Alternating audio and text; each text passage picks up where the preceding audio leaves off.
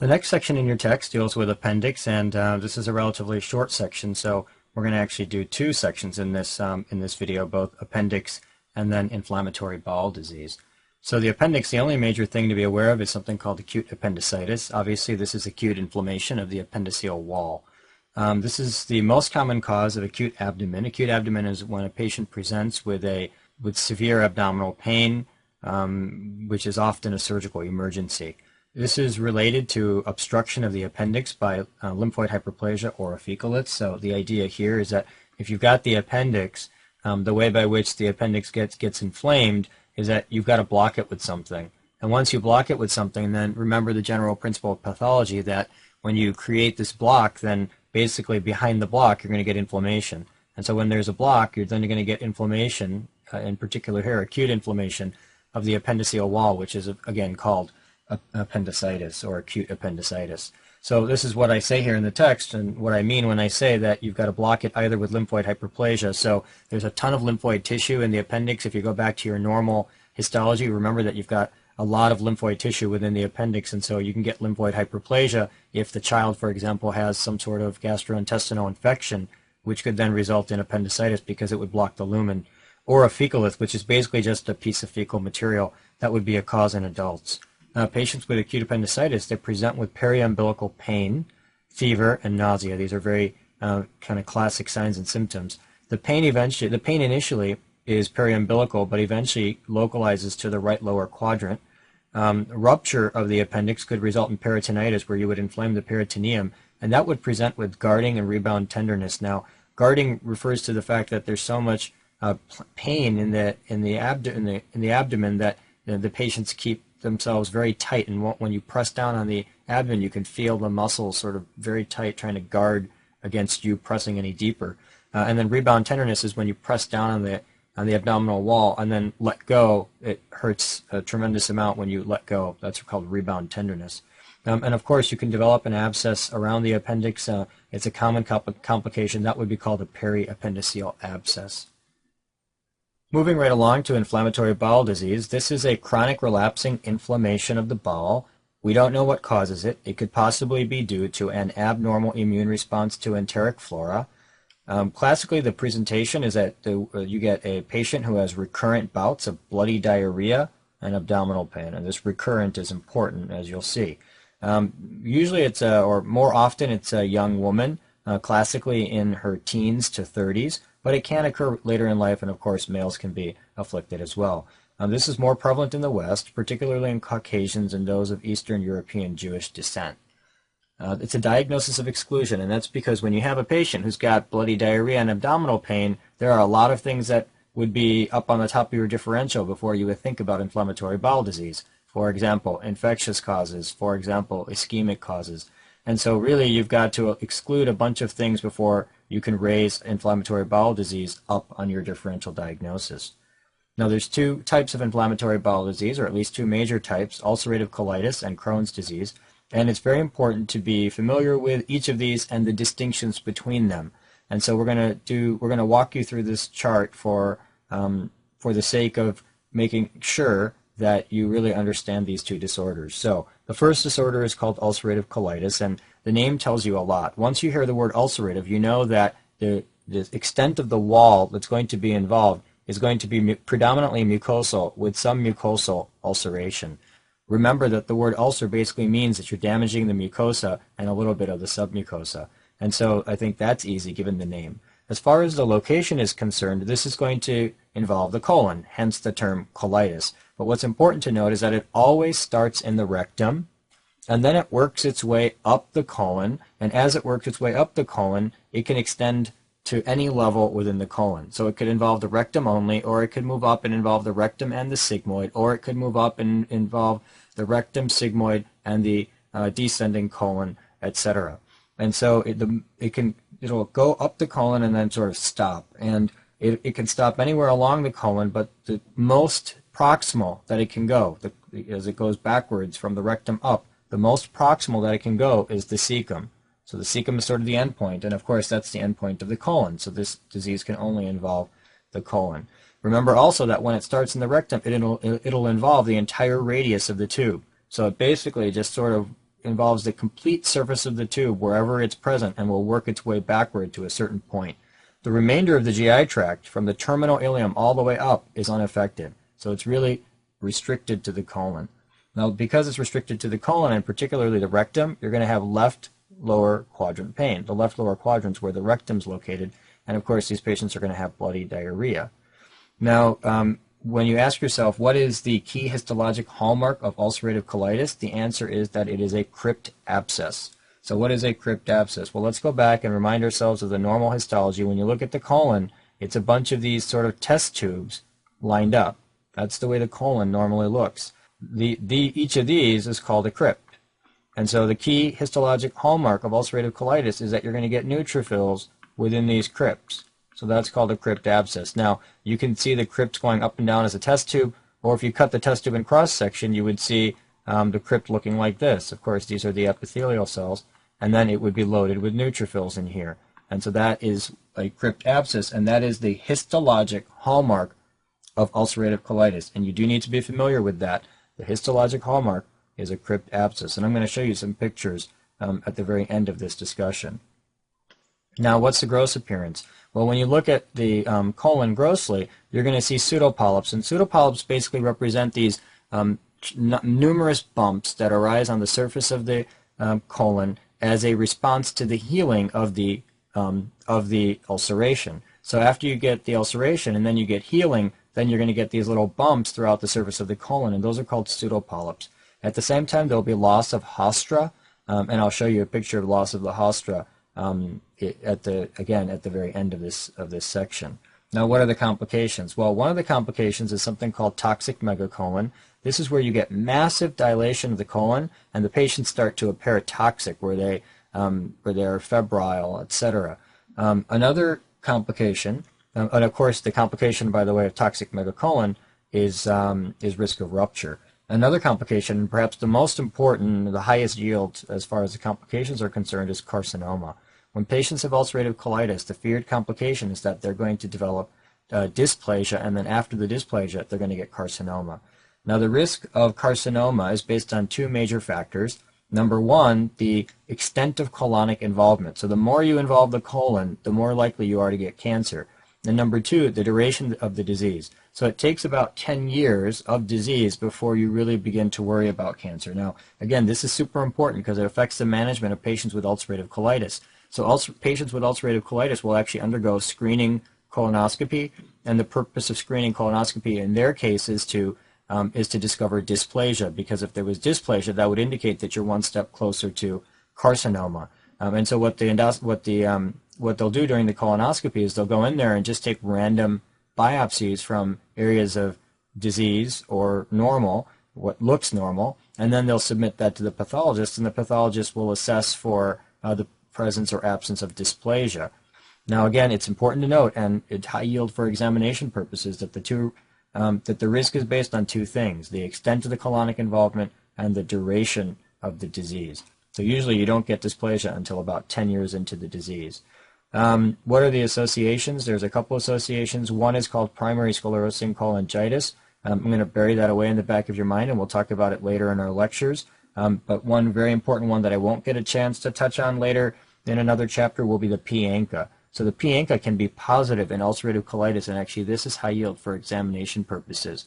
Now, when you think about the P-ANCA, what I'd like to remind you of is that the P-ANCA can also be positive in a couple of vasculitides. For example, when you think about P-ANCA, you think about microscopic polyangiitis, you think about Churg-Strauss, and then you should also think about ulcerative colitis. And again, that's important. It's a little bit of a complicated discussion because this P-ANCA is a little bit different than the P-ANCA that you would have seen in the vasculitis, but it is important to note that these patients can have a P-ANCA. And the final funny thing that likes to show up on exams is that smoking does protect against ulcerative colitis. So it's protective against ulcerative colitis. Now let's move to the opposite side of this chart and talk about Crohn's disease. If ulcerative colitis is superficial, involving the mucosa and the submucosa, then Crohn's disease is a full thickness inflammation.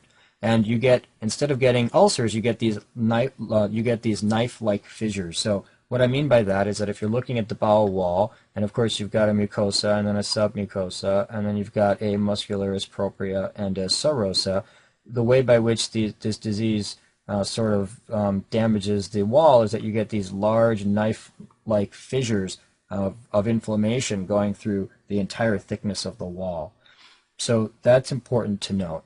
Now the location of Crohn's disease, if ulcerative colitis always starts at the rectum and then works its way back up to some part of the colon, Crohn's disease can be anywhere from the mouth to the anus. So from the mouth all the way down to the anus.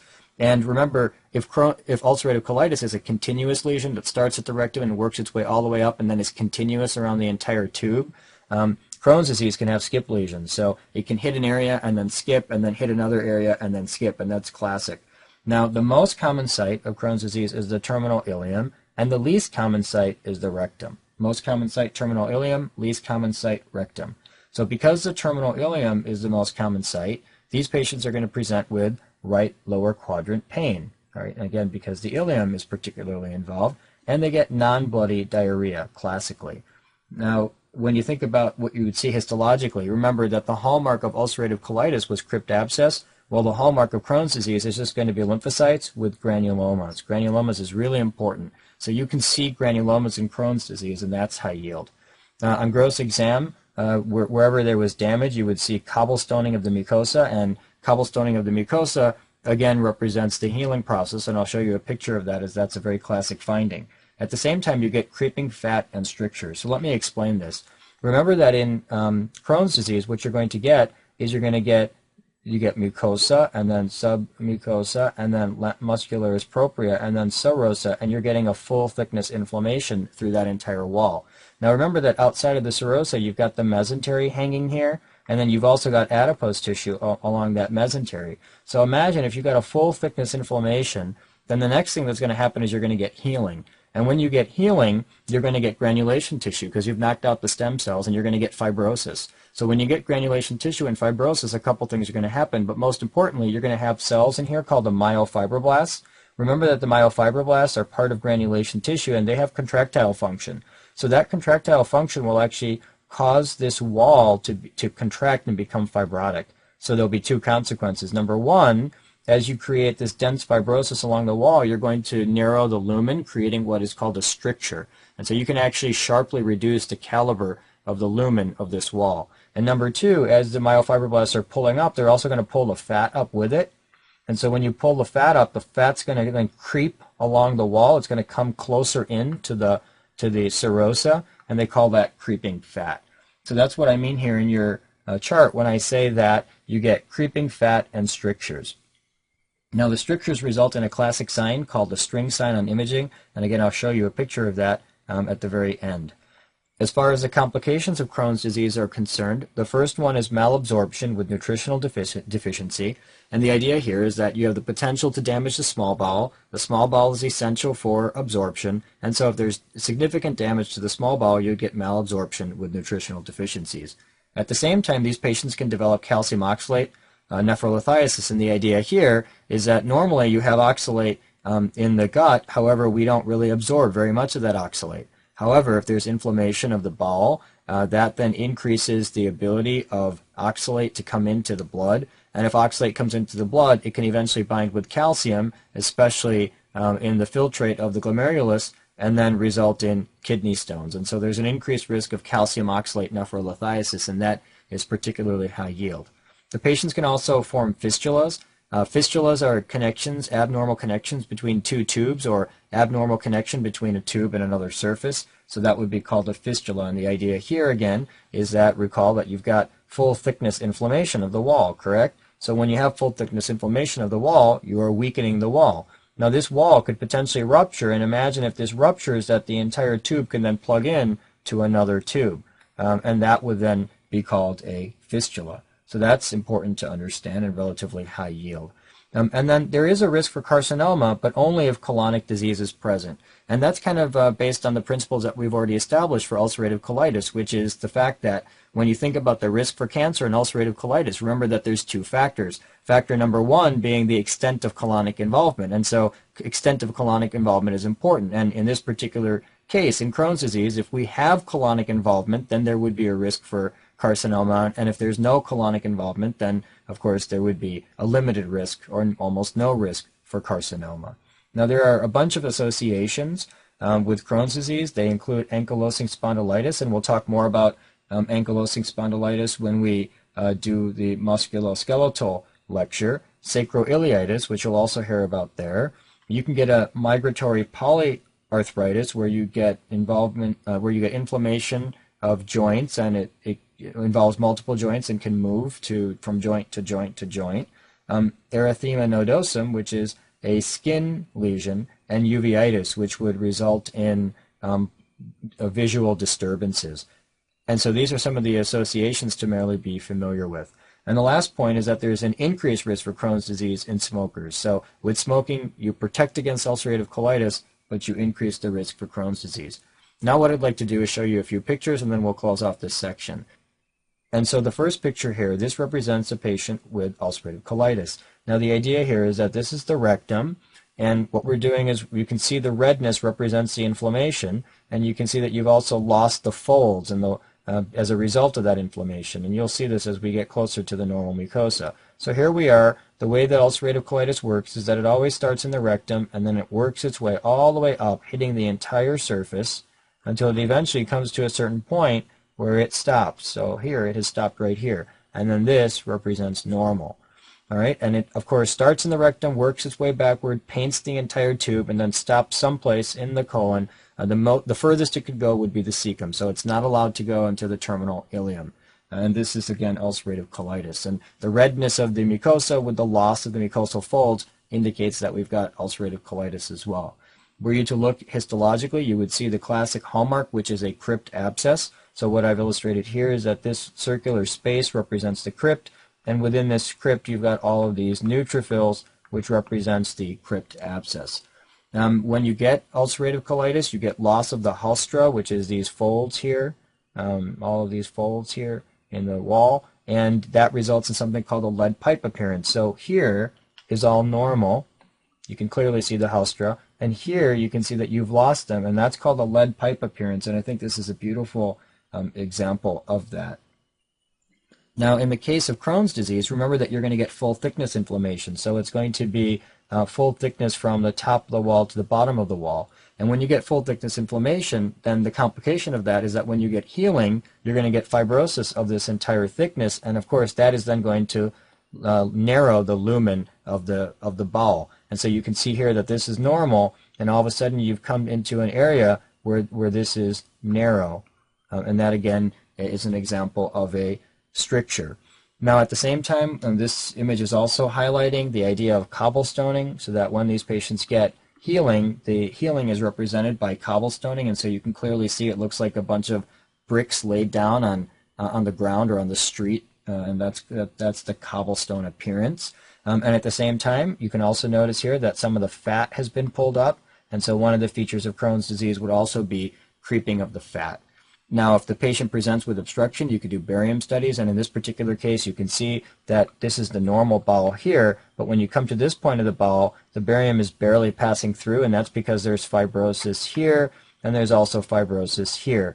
Now, the inability to pass barium results in just this tiny wisp of barium coming through, and that's called a string sign. And that's the last image that highlights the important principles of both ulcerative colitis and Crohn's disease. So the next section will be our discussion of colon.